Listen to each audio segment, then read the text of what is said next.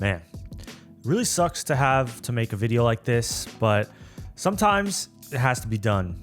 Today, let's talk about where Battlefield 6 is at 4 months later. Now, these past 4 months, I've played quite a bit of Battlefield 6. I've been keeping up with all the seasons updates, all the map updates, all the new weapon drops, as well as the battle passes, and I've had a relatively good time with it, but not everything is perfect, and unfortunately, there has been a lot of things that DICE has done throughout these 4 months that have really withered away trust with fans. So today, let's break down the post-launch support we've seen from Battlefield 6 and ultimately kind of determine whether Battlefield 6 is heading in the right direction or is trust starting to wither away from the fans. Before we begin, if you like this type of content, make sure to hit that like button and please consider subscribing to see more content like this.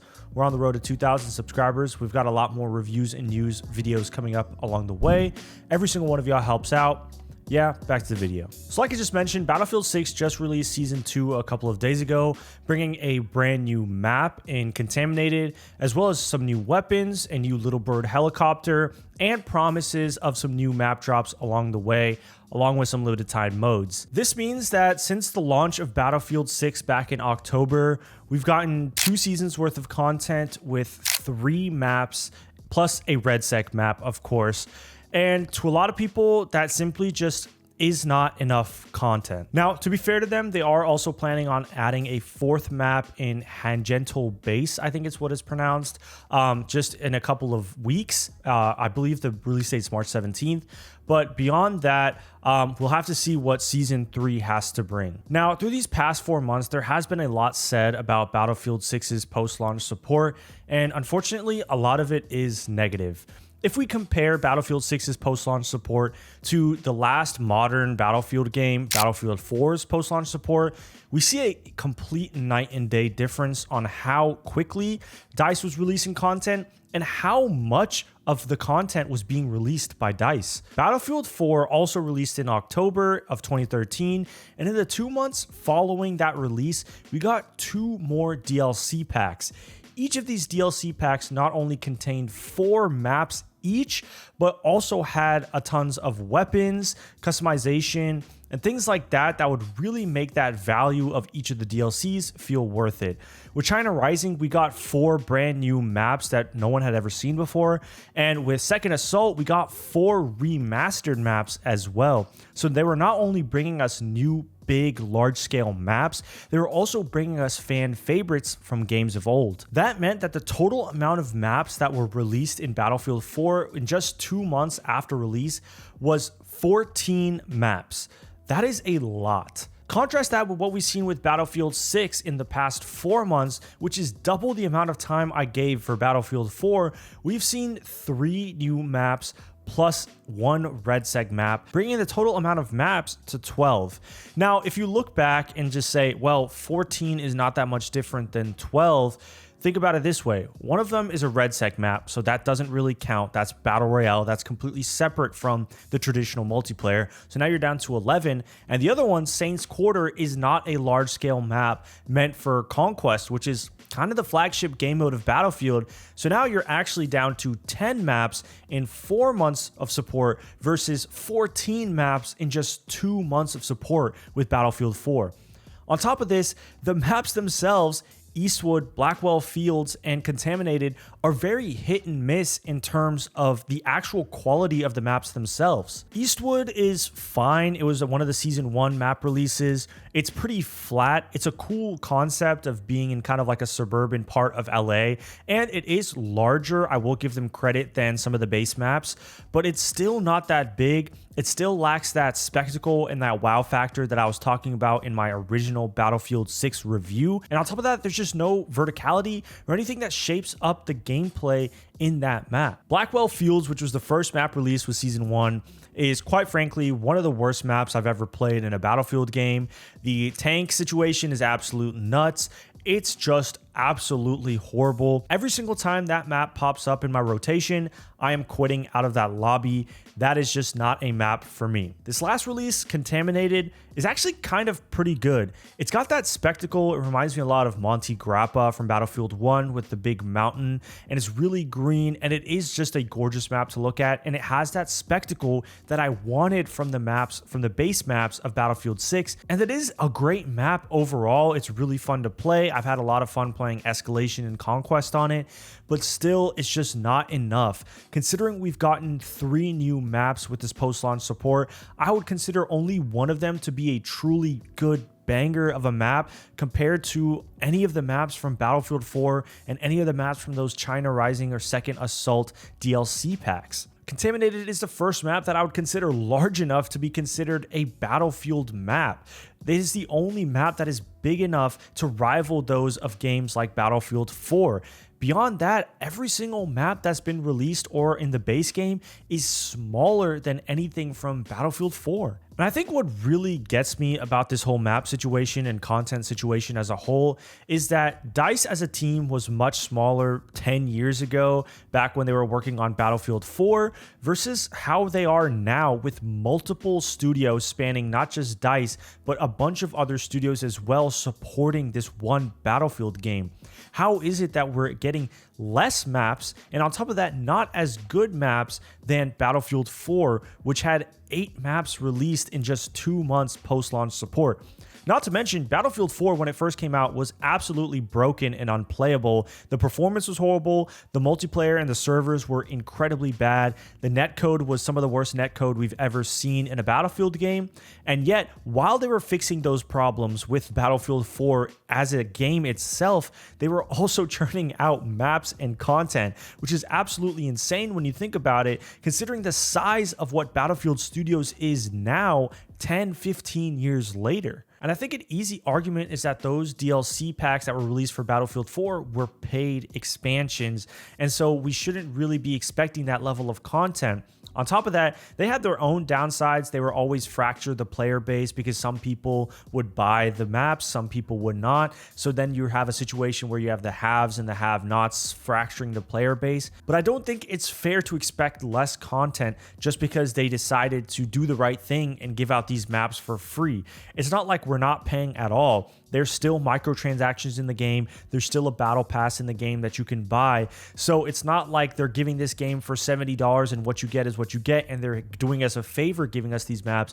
There is still microtransactions present. In my opinion, we should not expect less just because these maps are coming out for free. Look, and there is a new map coming out in Hagento Base. It looks to be underground, so expect more of an Operation Locker or Operation Metro type gameplay, which is fine. I think we have plenty of that already in Battlefield 6, but again, only time will tell if that map is really, really good and worth playing, or if it is like Blackwell Fields and just not a map that's worth giving your time to. And look, I think the last part of this whole situation that has really withered away trust with fans is the microtransaction skin situation. Now, in the beginning, DICE promised that they would only have grounded skins in the game, and almost immediately they completely backtracked on that. We got an absolute horrible, like, blue camo themed guy that just like doesn't fit with the grounded realism of the Battlefield franchise that we've come to expect.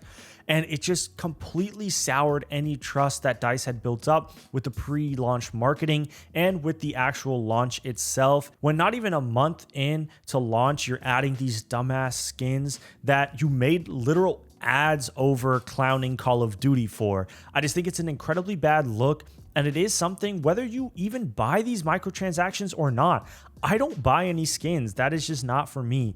But it is annoying when I'm playing a game and I see a blue camoed guy with like a skull painted on his face scream across my screen. Like, it's just not something that I want to see in a game that's so grounded in realism like the Battlefield franchise is, and the way that Battlefield 6 was marketed to be. I think with the drip-fed content, coupled with this skin situation, coupled with the fact that DICE has been really focusing on RedSec, a battle royale mode that no one really gives a shit about, If you want to play Battle Royale, you've got Fortnite, you've got other games out there that do it really good. You've got, hell, you even got Warzone, which is better than RedSec right now. People don't come to Battlefield for Battle Royale, nor really should they. So DICE focusing on it and giving you content for this and giving limited time modes is just not something that fans want. And so yeah, couple all of these things together, you've got a player base that is rapidly dwindling. From the 750,000 peak concurrent players at launch,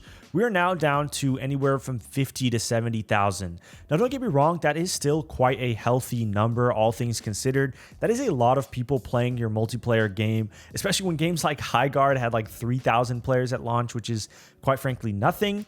But Battlefield's a big game and they have a large player base, but that is a crazy drop in the amount of concurrent players from launch. Compare that with a game like Arc Raiders that came out around the same time. That game has stayed steady in its concurrent player base or has increased in its current player base. Battlefield has not had that same success. Season 2 released just a couple days ago, and there was absolutely no sign or no increase in player base from that launch. What that signifies is that players have just completely bounced off Battlefield 6 as a game. There has to be either a major shakeup, multiple maps to be dropped, new game modes, or a slew of new weapons for players to even consider going back. Because if something as big as a season drop that adds a new map and new weapons to the game isn't enough to have any tangible difference in player count, increasing it, that is a big problem. And so look, I've talked a lot about the negatives of this game, and to be fair, it's not been all negative. It's not like DICE is on this downward death spiral, killing the game with every month that passes.